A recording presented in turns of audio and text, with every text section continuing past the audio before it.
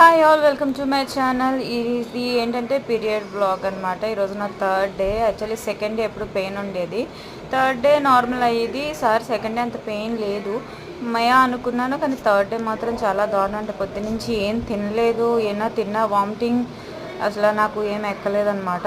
ఇంకా నాకు ఏం చేయాలో తెలియక మా వారికి ఫోన్ చేశాను. నార్మల్గా ఎవ్రీ మంత్ ఉండే ప్రాబ్లమే, కానీ పిల్లల్ని స్కూల్కి పంపేసేదాన్ని మార్నింగ్ బాక్స్ పెట్టేసి. సో వాళ్ళకి ఫుడ్ ఆ ప్రాబ్లం ఉండేది కాదు నాకు.